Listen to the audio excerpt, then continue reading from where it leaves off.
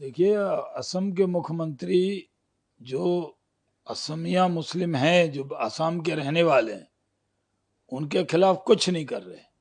लेकिन जो बांग्लादेशी हैं और जमीन को दखल किए हुए हैं, बेदखली अभियान चल रहा है, उसको सारे मुसलमानों से जमातुल उलमा हिंद जोड़ रही है।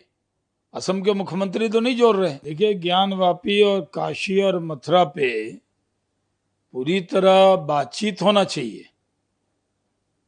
मौलाना महमूद मदनी आज कह रहे हैं, क्योंकि वो मौलाना है, देर से कह रहे हैं।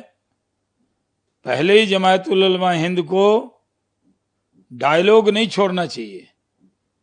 अयोध्या पे भी बड़ा पक्ष तैयार था कि बातचीत से उसका रास्ता निकले, लेकिन बातचीत करने वालों को मुस्लिम पक्ष ने ही निराश किया था। और बाद में मुस्लिम समाज में ये नाराजगी हुई कि बातचीत से भी हल निकल सकता था।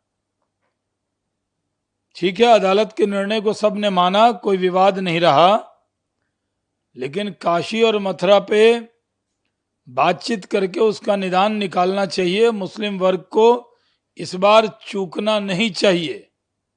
देर आए हैं वो लोग, लेकिन दुरुस्त आए।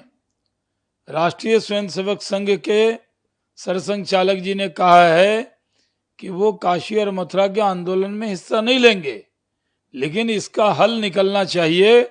उस पर रिस्पॉन्ड करते हुए जमायतुल उलमा हिंद ने कहा कि वो बातचीत को तैयार हैं।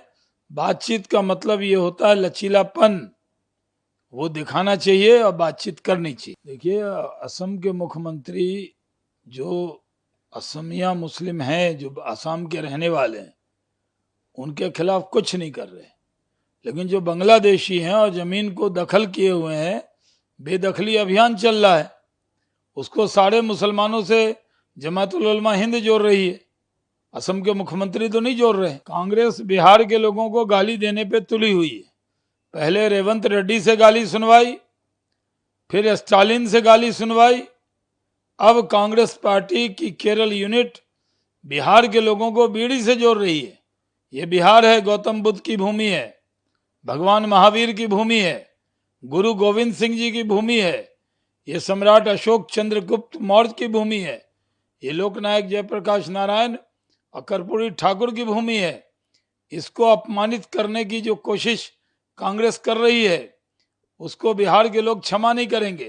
पहले बिहार की भूमि से नारा लगवाया, प्रधानमंत्री को मां की गाली दिलवाई, अब पूरे बिहार को बीड़ी से जोड़कर गाली दिलवा रही है कांग्रेस।